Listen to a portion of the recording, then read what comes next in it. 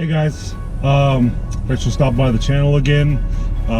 If you're liking what you're seeing, hit that thumbs up button, subscribe to the page, and share it so everyone else can take a look at it.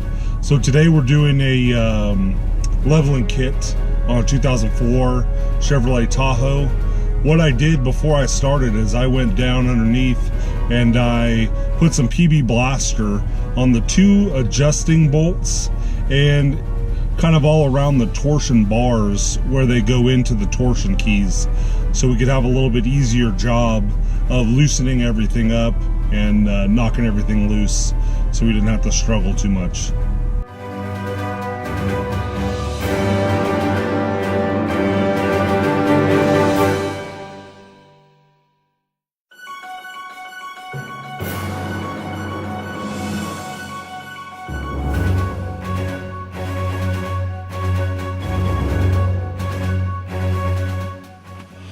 Alright, so here we go.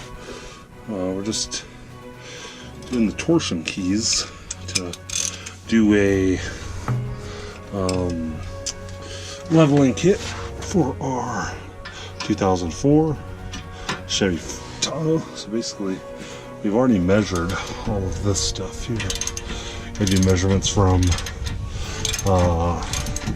mounting surface on this to the top of the bolt. We're going to take this out, and essentially this is going to help remove some of the pressure from the torsion keys, which we are going to end up replacing. So that's what we're doing here, taking this out, and then we'll use we've got a tool that I will link in the description of this video that is used to take the pressure off of the torsion key to the point where we can take this little block out. So that's what we're doing right now. Let's see if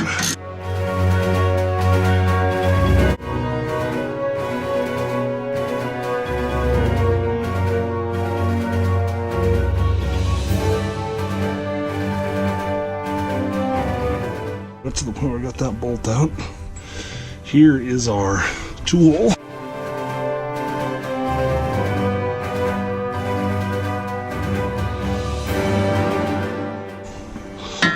We're going to put this up through here. There is a spot at the top of this cross member that the nipple of this tool enters into, and then there is a notch in the notch in our torsion key that tool goes into.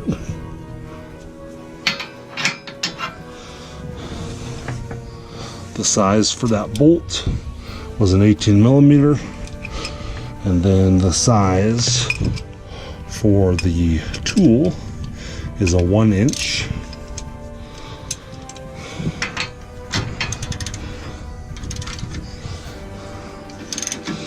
We're just going to tighten this up to the point where we can take that little block out,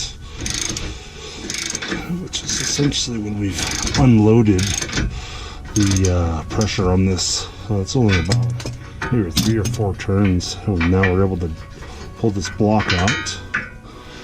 And then now we will reverse our ratchet, and we will start taking the pressure off of this torsion key. And what I've noticed is, just based on the geometry, the torsion bar is going to be trying to push the wheel away from the fender. So if we can get to the point where we've got the vehicle lifted up and the wheel is as far away from the fender as possible, that is going to be the most beneficial. Alright, so we've got our tool pretty much used, and I think we're going to have to take this all the way to the bottom just to get enough clearance to get our tool off. So now we've got our torsion bar and key. And we got to get our big hammer. We're going to knock this thing loose a little bit. Get a couple wraps. Basically, we're just trying to knock this thing loose a little bit. And then the torsion bar needs to be pushed forward. So torsion key needs to be moved backwards, obviously. So we are going to try to accomplish that.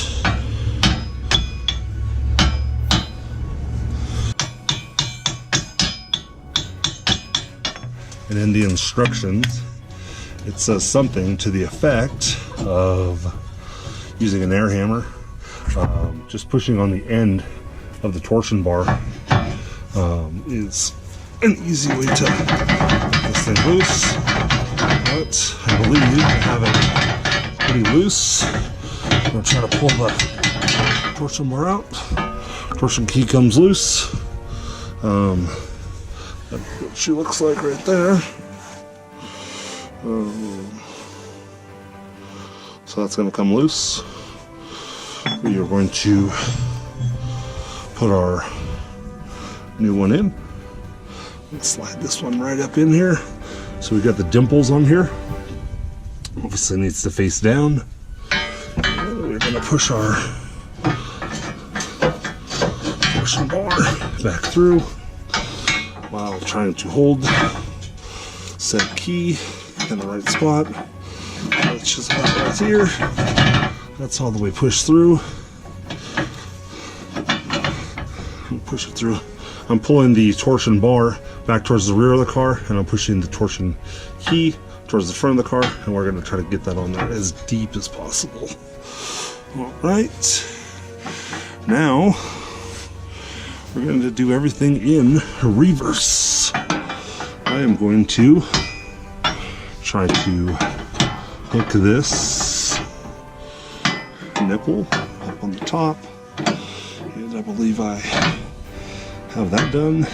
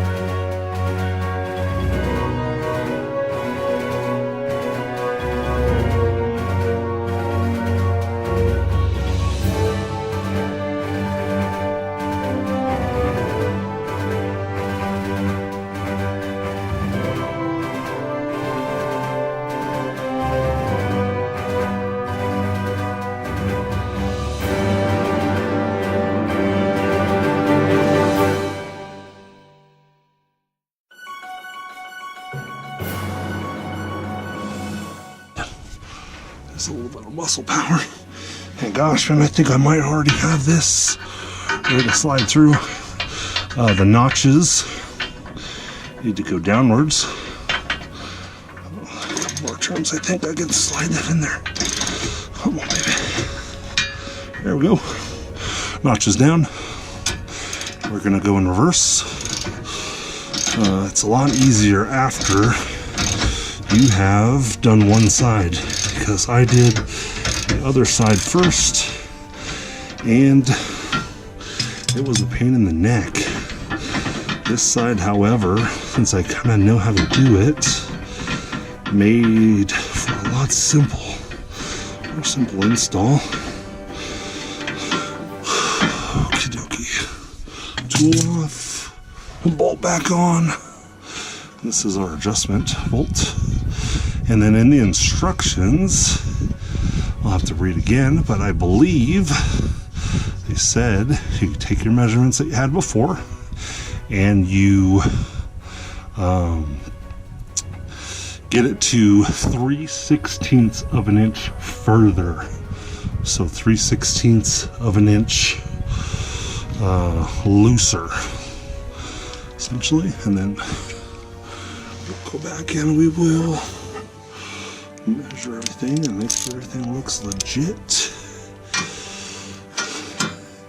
And again, it is going to be the easiest to get these tight with the suspension, the tires as far away from the body as possible. That's what we're looking at. Here we go.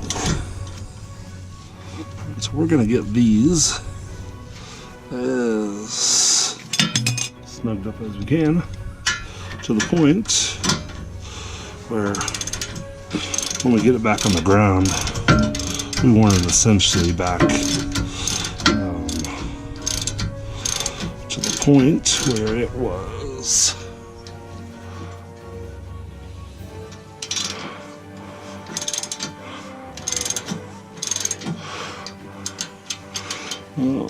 As far as threads, make sure we get it back to the approximate threads that we had before.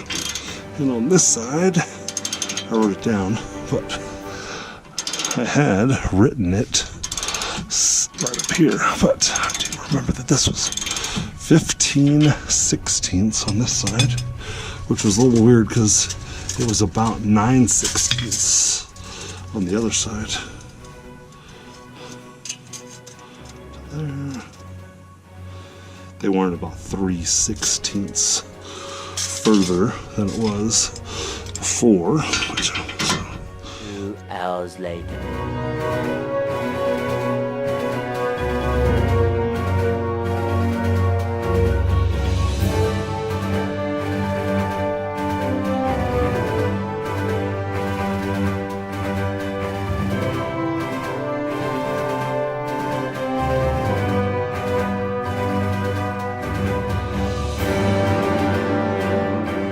There's some sort of formula.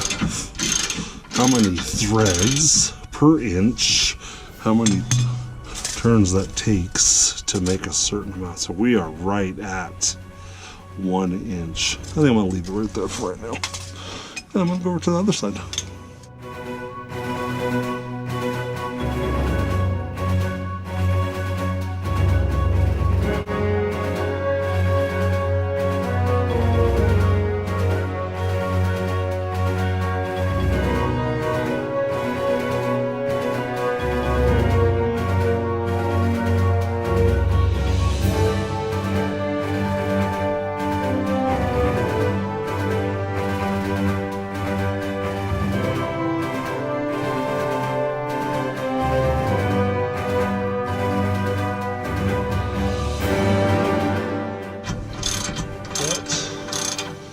After we put it on the ground, we will take some measurements and then we will maybe make some adjustments.